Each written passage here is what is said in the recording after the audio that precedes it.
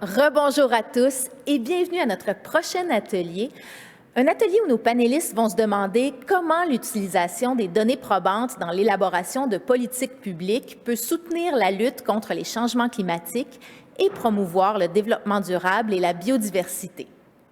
Tunao Kiri, coordinateur principal de l'Institut de la francophonie pour le développement durable et modérateur de l'atelier, explore le sujet avec les panélistes suivants.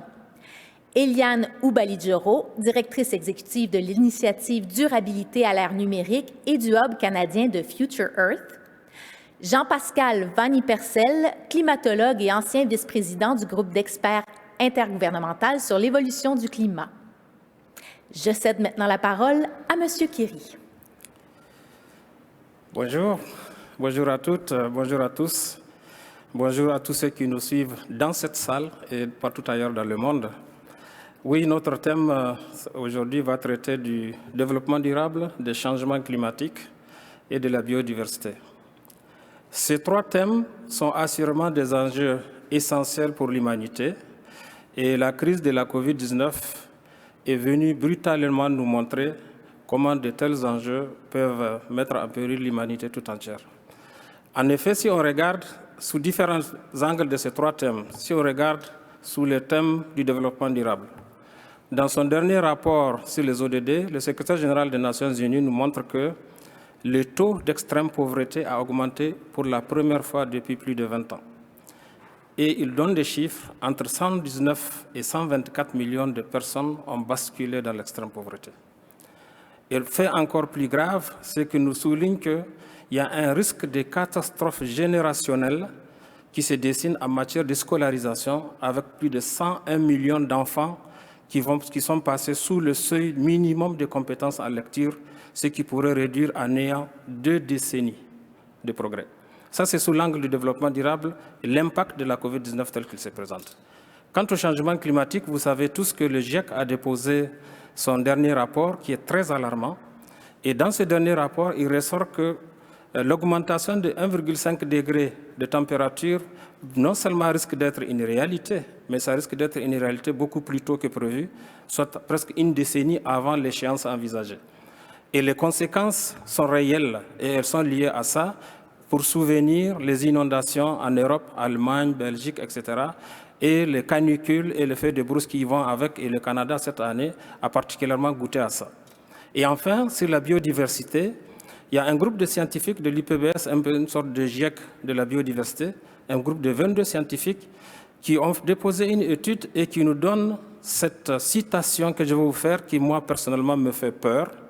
Ils disent que des pandémies futures vont apparaître plus souvent, se propageront plus rapidement, causeront plus de dommages à l'économie mondiale et tueront plus de personnes que la COVID-19, à moins que l'approche globale de la lutte contre les maladies infectieuses ne soit modifiée.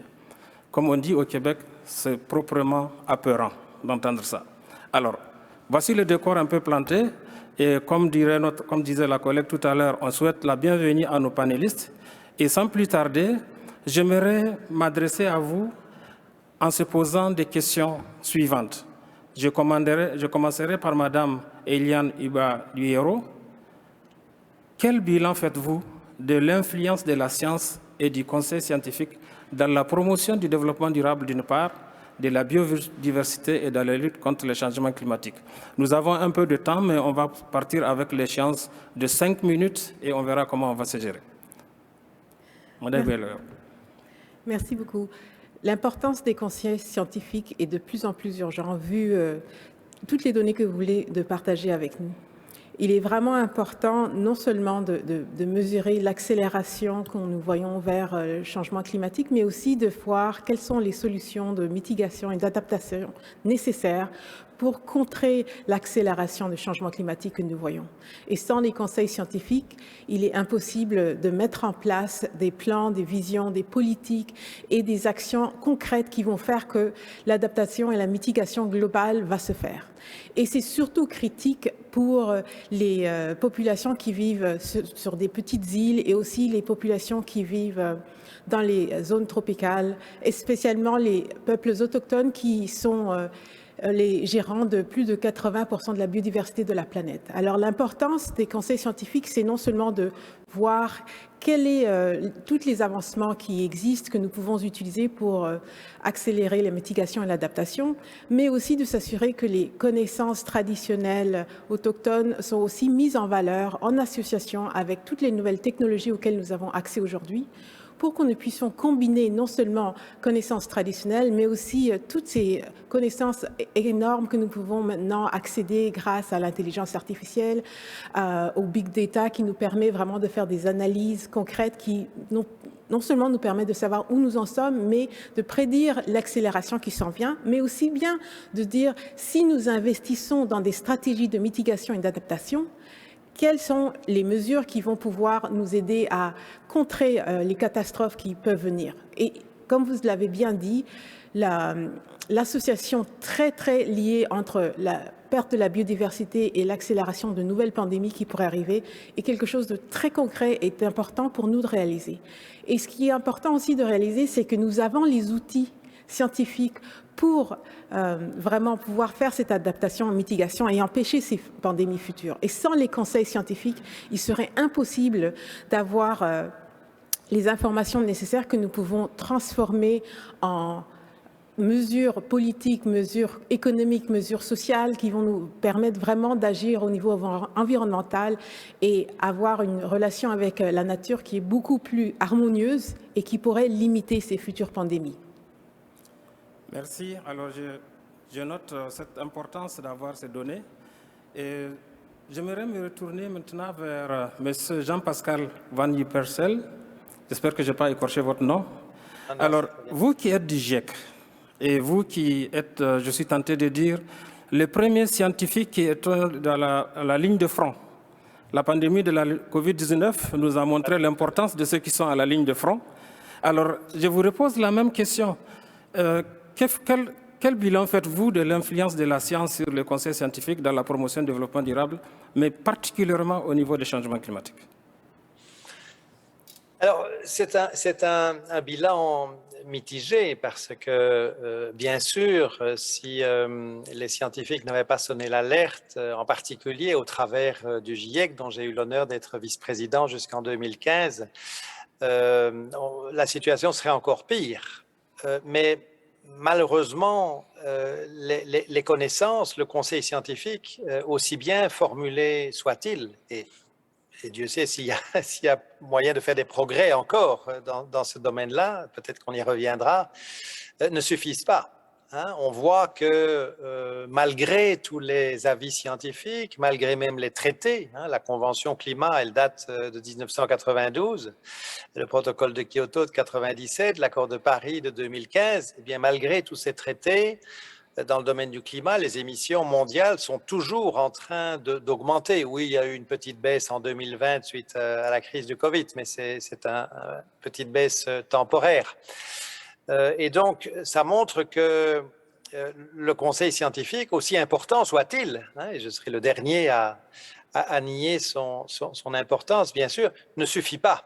Hein, ça ne suffit pas parce que les discours, les intentions scientifiques ne suffisent pas. L'atmosphère, l'environnement, d'une manière plus générale, et c'est certainement vrai pour la biodiversité aussi, ne connaissent que les actes, hein, ne connaissent que les facteurs qui les affectent. Et les actes qui vont dans le sens de la protection de l'environnement, la protection du climat, de la biodiversité, etc., sont caractérisés d'une manière générale par une ambition très insuffisante et une effectivité très insuffisante depuis des dizaines d'années. Hein, on peut peut-être résumer cela en disant qu'il y a une grande apathie. Et ça vient probablement du fait que les intentions et les discours, tout insuffisants soient-ils, sont influencés par bien d'autres facteurs que les connaissances scientifiques. Hein, le souci de plaire aux électeurs, par exemple, avant la prochaine élection, le souci comment dirais-je, du profit à court terme, le plus court terme possible, l'indifférence par rapport au sort des personnes qui ne sont pas présentes dans le voisinage immédiat des décideurs. hein, des personnes ou des autres êtres vivants d'ailleurs, ou des écosystèmes. Je pense que pour avoir moins d'apathie, il faudrait beaucoup plus d'empathie par rapport aux êtres humains, par rapport à tout ce qui est vivant et dont nous dépendons, hein, les plantes, les animaux, les écosystèmes.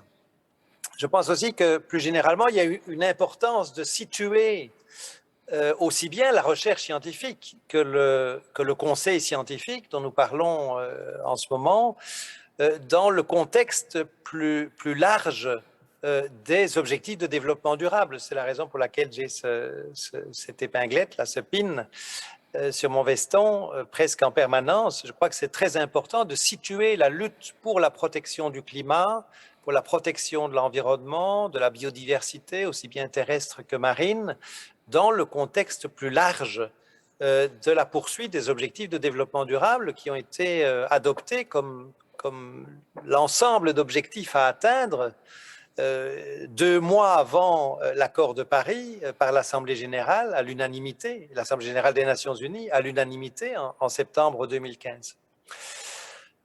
Je pense qu'il faut aussi prendre un peu de recul par rapport aux raisons pour lesquelles le conseil scientifique, d'une manière générale, hein, ça a peut-être été mieux à certains endroits qu'à d'autres, mais d'une manière générale, il faut constater que l'environnement se dégrade toujours très vivement.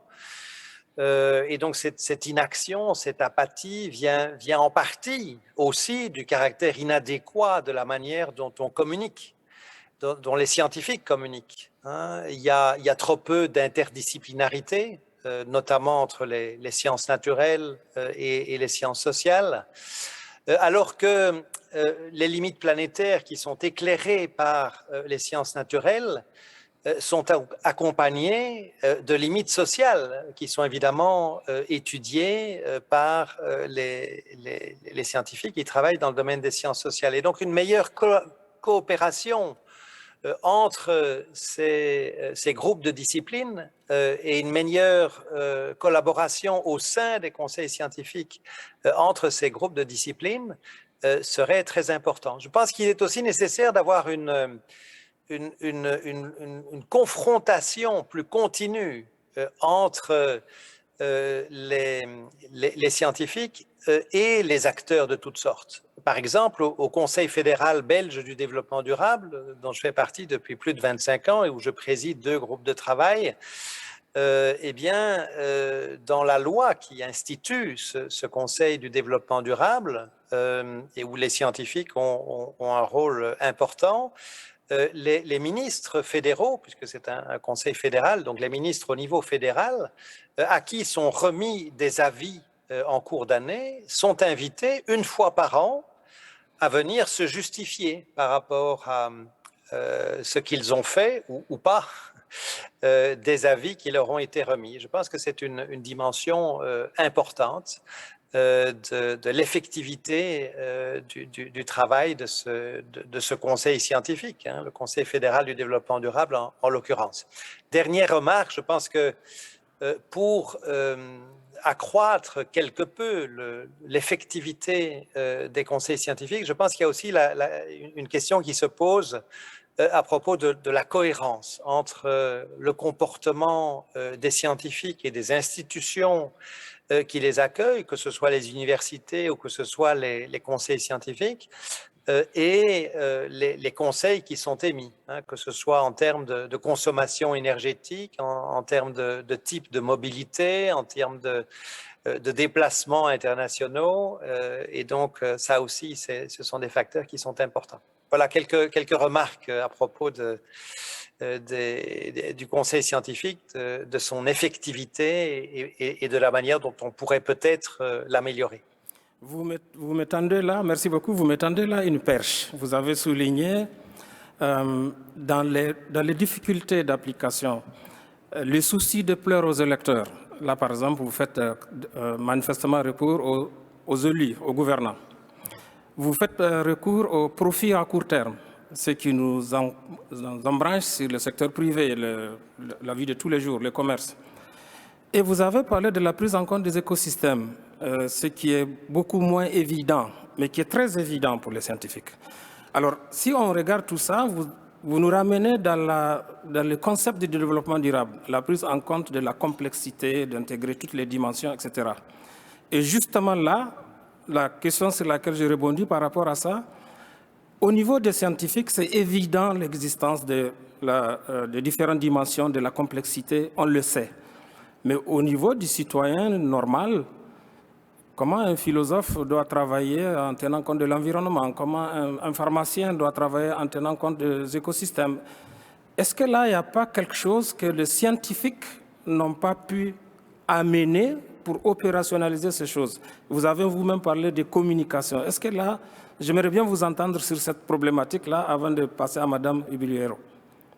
Alors, c'est sûr que merci pour votre remarque et votre question. Donc, c'est sûr que la communication et la manière dont les scientifiques communiquent est importante. Mais les scientifiques ont, d'une manière générale, des moyens assez faibles pour communiquer. D'abord, bien souvent, leur employeur leur demande de ne pas passer trop de temps à ça et de se concentrer sur leur recherche ou sur leur enseignement. Bon, j'ai la chance ici à l'Université de Louvain en Belgique où je travaille d'avoir la possibilité de passer du temps à communiquer, mais ce n'est pas le cas partout. Mais la question est plus vaste. Je pense que c'est la question de la culture scientifique dans la société dans laquelle on est. C'est la question du système d'éducation. C'est la question des programmes scolaires.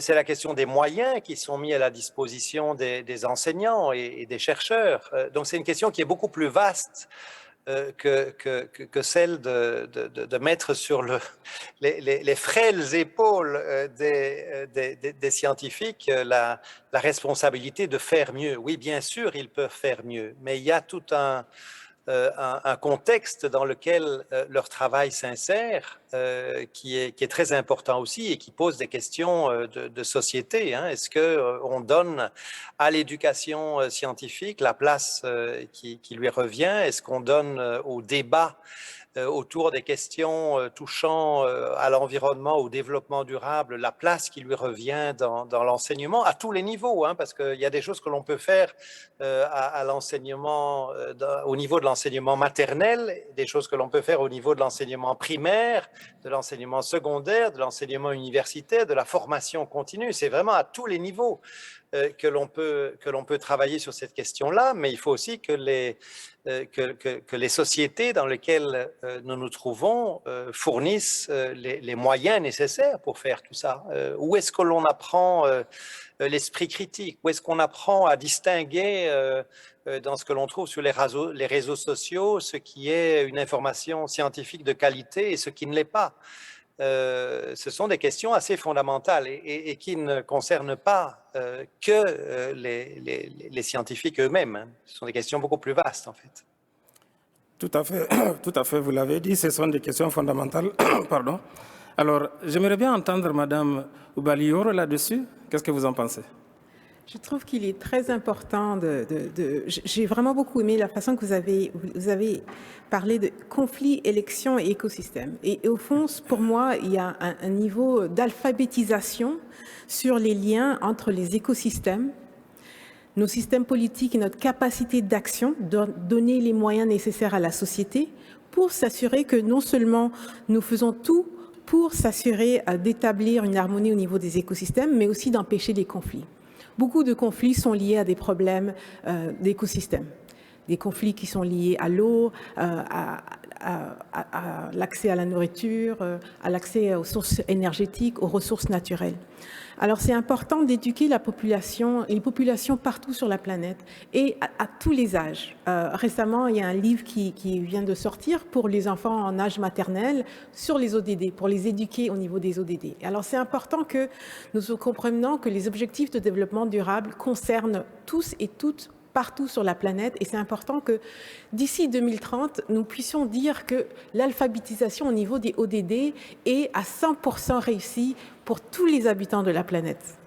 Et pour ça, c'est important non seulement pour les scientifiques de faire leur travail et puis de faire tout ce qu'ils peuvent pour accélérer cette alphabétisation, mais aussi de travailler avec les acteurs au niveau des sciences sociales, au niveau des artistes, pour s'assurer que ce que nous communiquons puisse être absorbé par tous les sens. Et c'est là où nous pouvons avoir plus d'informations qui est accessible à tout le monde pour s'assurer que quand les élections arrivent, les populations sont munies de tout ce qu'il faut pour comprendre que leurs votes vont déterminer quelle est la qualité de relation que nous allons avoir aux écosystèmes et aux conflits. Nous rentrons dans les 10 ans de la restauration des écosystèmes au niveau des sols. Ce que nous savons, c'est que la dégradation des sols s'accélère. Et quand les sols dégradés s'accélèrent, au fond, les sols ont moins de capacité d'absorber l'eau. Nous le voyons bien, le coût des inondations partout sur la planète est le plus élevé au niveau des catastrophes naturelles liées au changement climatique. Alors, notre relation avec nos sols est importante. Ce que nous savons, c'est que des sols en santé, qui ont des micro-organismes qui font que les sols deviennent des éponges capables de prendre de l'eau, peut déterminer la capacité d'un sol de prendre 50 fois plus d'eau qu'un sol très pauvre. Alors, ce que nous savons, c'est qu'il est important que les enfants soient en contact avec la nature et qu'ils comprennent que la façon que nous vivons en relation avec la nature va déterminer notre capacité de vivre sainement. Nous savons aussi que beaucoup de maladies infectieuses utilisent ces inondations et puis les flaques d'eau pour pouvoir se multiplier et affecter le plus de nombre de personnes. Alors, c'est important de réaliser comment, au niveau de l'urbanisation, nous savons que l'urbanisation augmente partout sur la planète, il est important d'y insérer des espaces verts pour s'assurer que la gestion de ces incidents au niveau climatique puisse amener une résilience dans les villes et aussi dans les campagnes, parce que les campagnes sont importantes au niveau de production de l'alimentation, mais aussi au niveau des circulations des biens. Et alors, l'importance de cette interconnexion est complexe et vous nous avez bien dit, cette complexité est difficile à cerner et c'est pour ça que l'association des sciences à l'art est tellement importante parce que pour beaucoup de gens, c'est important de pouvoir visualiser ces changements possibles. Et c'est ça aussi que les technologies digitales aujourd'hui, avec les technologies 3D, nous permettent d'immerser les gens au quotidien des possibilités des changements, dans le positif et dans le négatif, pour qu'ils puissent ressentir les possibilités que nous avons pour pouvoir devenir des agents de changement positif et de pouvoir faire les actions concrètes collectivement pour pouvoir avancer. Et puis, vous l'avez bien dit, vous avez parlé des philosophes, des pharmaciens, tout le monde est impliqué parce que c'est aussi quelle est notre capacité d'empathie. Si nous pouvons se dire que tout être sur la planète est important, cette empathie va influencer la façon que nous allons élaborer des politiques qui vont faire que nous allons pouvoir prendre des actions concrètes qui vont nous aider à atteindre les objectifs de développement durable d'ici 2030 ou pas. Et cela va déterminer les conflits qui vont exister sur la planète, les mouvements de population, de réfugiés, d'immigration. Et c'est important de réaliser que toute action qui est faite quelque part, qui n'est pas guidée par une science qui est à la fine pointe, va nous limiter par rapport à notre capacité de vraiment s'assurer que nous allons pouvoir contrer les difficultés dont vous avez parlé plus tôt, des problèmes au niveau de l'éducation que Covid-19 a causé, qui va ralentir l'avancée au niveau de l'éducation de 2 décennies. Il est important que nous prenions tous les outils que nous avons pour vraiment amener une transformation positive et que concrètement, toutes les découvertes scientifiques que nous avons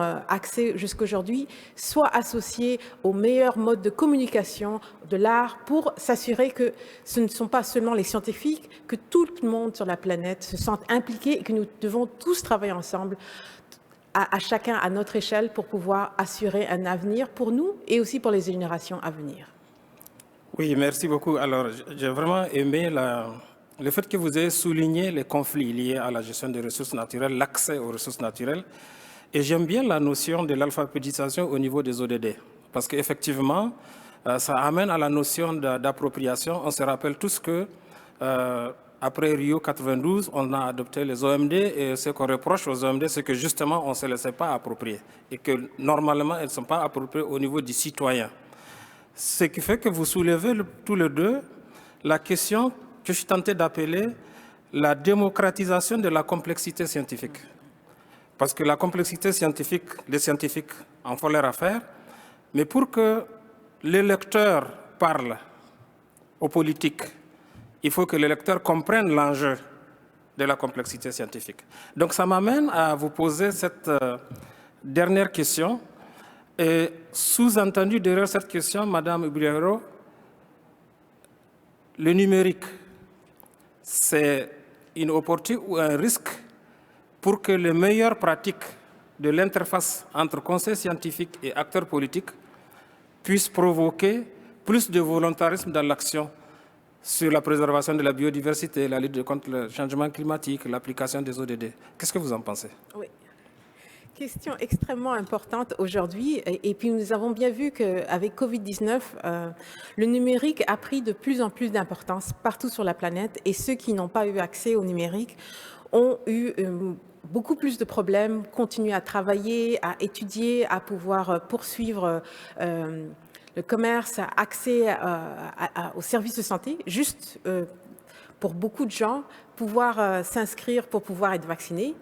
Il faut avoir accès à un outil informatique pour pouvoir savoir où sont les centres existants, pouvoir avoir le code qui montre qu'on a été vacciné. Et ce qu'on réalise aujourd'hui, c'est que le numérique représente risque et opportunité. Risque de laisser beaucoup de gens derrière parce qu'ils n'ont pas accès aux infrastructures et toutes les possibilités qui existent avec le numérique, mais aussi opportunité d'accéder à plus d'informations partout sur la planète pour avoir des connaissances qui nous aident à assurer cette démocratisation de la complexité scientifique dont vous parlez. Et alors, l'important, c'est vraiment de s'assurer comment est-ce que nous puissions faire du numérique un outil d'équité pour s'assurer que tout le monde a accès aux connaissances nécessaires, non seulement pour comprendre cette complexité, mais aussi pour pouvoir participer activement à améliorer leur niveau d'éducation, à améliorer leurs conditions au niveau sociaux, mais aussi pouvoir participer collectivement à l'avancement scientifique nécessaire et aux actions nécessaires pour vraiment arriver à 2030 et se dire nous avons réussi à atteindre tous les objectifs de développement durable. Et dans ce sens-là, le risque aussi du numérique, c'est de s'assurer que la diversité des intervenants au niveau du numérique, non seulement dans les utilisateurs, mais aussi les producteurs d'outils, soit aussi diversifiée que possible. Ce que nous savons, c'est qu'il y a des principes, nous avons les ODD comme principe très important.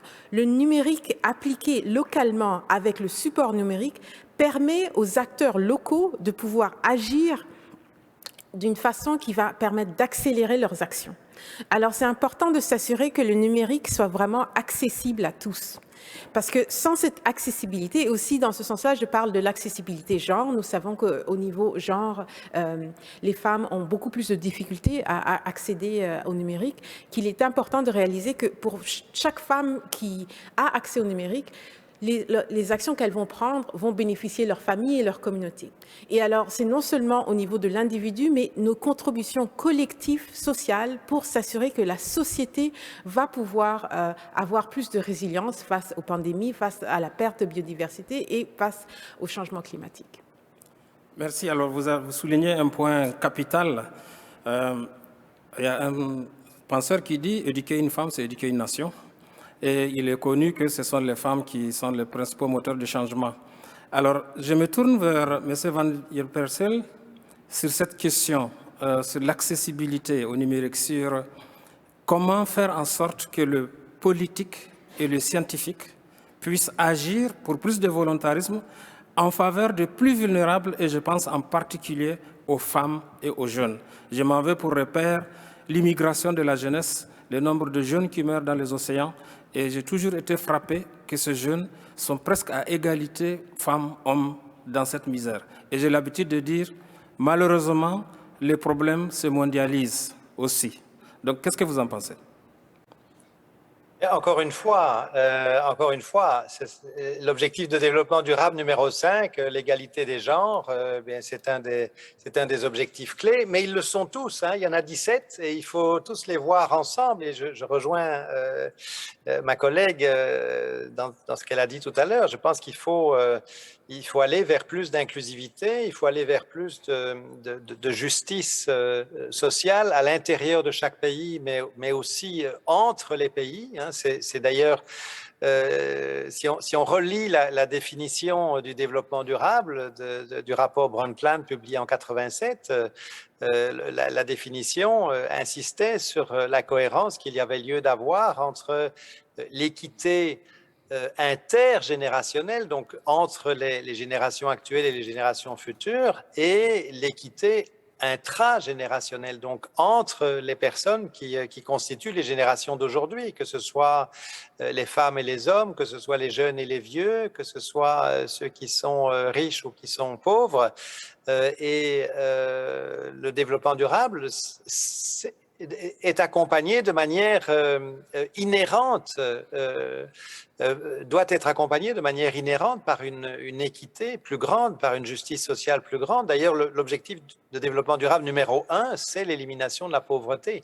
Et donc, dans cette réflexion sur le numérique, je pense que si on élargit les œillères autour de ce sujet-là comme au sujet des autres et qu'on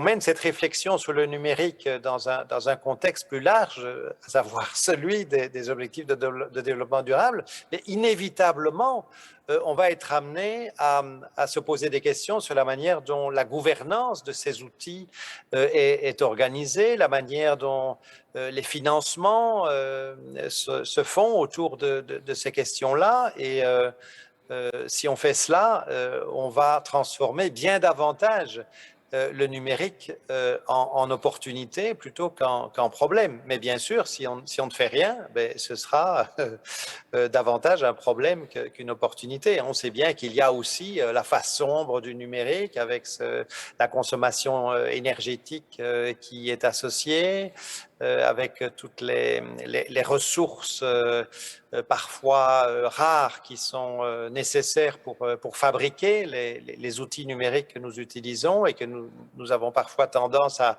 remplacer avant qu'ils ne soient devenus réellement obsolètes.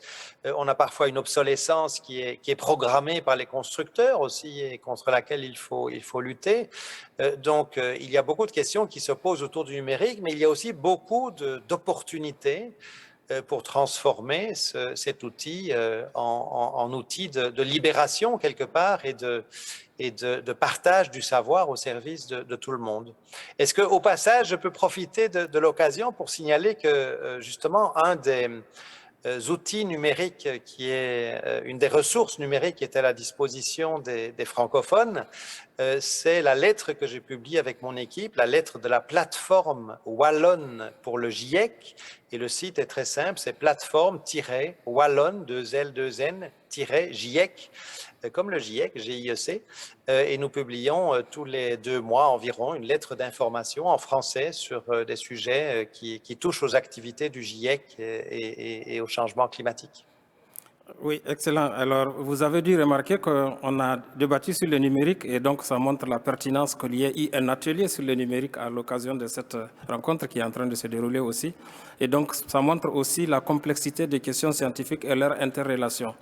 Alors, j'aimerais vous entendre pour finir, ou presque pour finir, sur cette citation de ces 22 scientifiques qui disent que dans les années à venir, laissez-moi la retrouver précisément, que dans les années à venir, et moi, comme je dis, ça me faisait vraiment peur, des pandémies futures vont apparaître plus souvent, se propageront plus rapidement, causeront plus de dommages à l'économie mondiale et tueront plus de personnes que la COVID-19. Pour faire le lien entre les changements climatiques, la biodiversité et le développement durable. Qu'en pensez-vous ?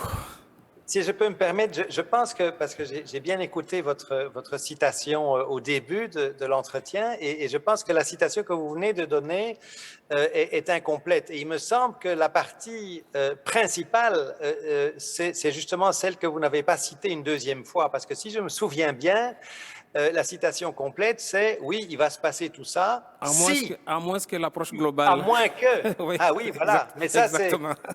J'allais justement dire que ça, c'est la partie peut-être principale qui rappelle que l'avenir est entre nos mains. Hein? Oui, si nous continuons à ne pas faire assez, effectivement, nous allons continuer à avancer vers le mur ou vers le précipice suivant les préférences.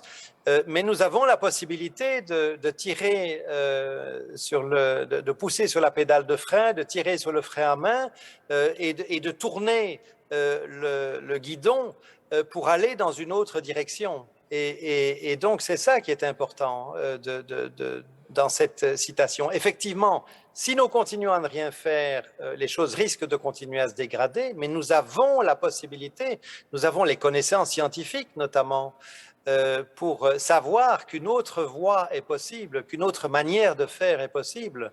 Et donc, donner ces outils-là, donner ces connaissances-là aux citoyens du monde entier, le plus vite possible et de la manière la plus efficace possible, ce qui est quelque chose, c'est une des missions essentielles des conseils scientifiques et du système d'enseignement et de recherche d'une manière plus large, c'est quelque chose que nous devons absolument faire mieux dans les années qui viennent si nous voulons que cette prédiction conditionnelle, et le fait qu'elle est conditionnelle est évidemment très important, ne se réalise pas. Oui, et j'apprécie votre vigilance justement sur la citation, c'était ça qui était important. Qu'est-ce que vous en pensez, Madame Ibliaro? Moi, je trouve qu'une des données qui, pour moi, est importante est le fait que 90% de la masse des mammifères sur la planète représentent les humains et les animaux domestiqués par les humains. Donc, aussi bien au niveau les animaux de ferme que aussi les animaux de compagnie.